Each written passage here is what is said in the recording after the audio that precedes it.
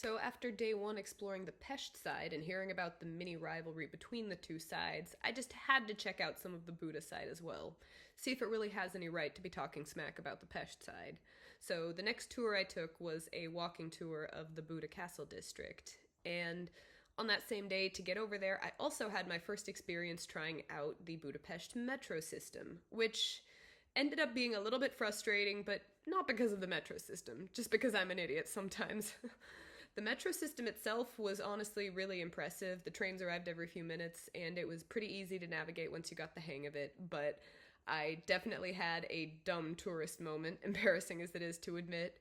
So, at the station near the apartment where I'm staying, I didn't realize that you couldn't buy a ticket in the metro stop itself. It was just a small stop and not a big station.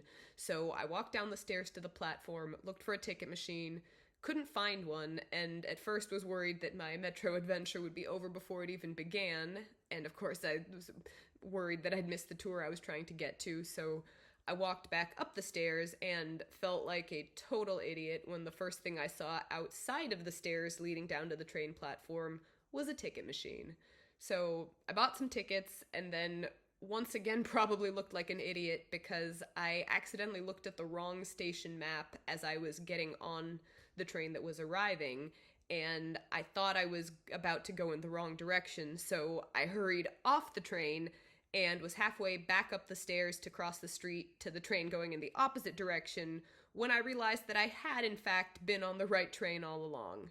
So the tour itself was awesome. The guide was once again really knowledgeable and had a lot of great stories about Hungarian history, but the Buda Castle district, at least on the day I went, was kind of a photographer and cinematographer's worst nightmare because there was a lot of construction and renovations of various old buildings going on. So it was near impossible to get a good shot or camera angle of anything between the inconveniently placed foliage, plus construction cranes, scaffolding, and all of the tourists.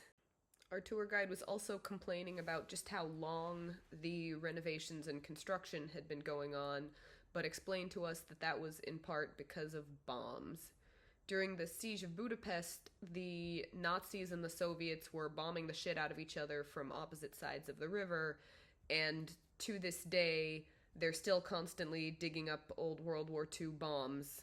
One of the sites that we walked past on the tour was the Hilton Budapest, which, according to our guide, Conrad Hilton, the founder of the Hilton hotel chain, was for a while married to a Hungarian movie star and with her visited Budapest and unsurprisingly was completely charmed by it. He wanted to buy part of the Buda Castle district and turn it into a hotel, which the government was not completely on board with, but they did come to an agreement eventually.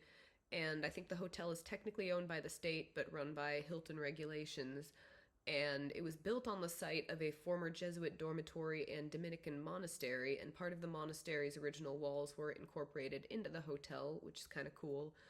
It was fairly controversial when it first opened. Some people welcomed it, yet others were not particularly thrilled that foreign capitalists were building on the ruins of a 13th century church in such a historic setting.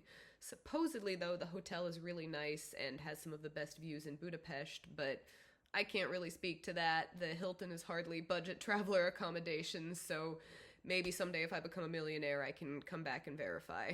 This statue depicts a turul bird, a mythological bird of prey that has since become a popular figure in Hungarian folklore, as well as a national symbol of the Hungarians, holding the sword of Saint Stephen. According to legend, back when Hungary was mostly populated by various tribes, the bird stole a sword from a leader of a tribe, and of course, what do you do when a bird makes off with your belongings? You chase it, of course. So they chased the bird all across the land. It led them up mountains, across rivers, and finally dropped the sword into what is now modern-day Budapest, which was a sign to the tribes that this was the spot they needed to claim as their homeland.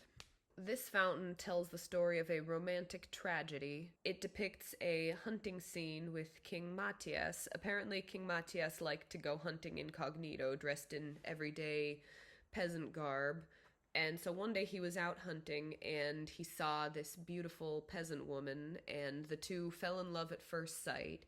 And he invited her to come and visit him in Budapest without telling her that he was a king.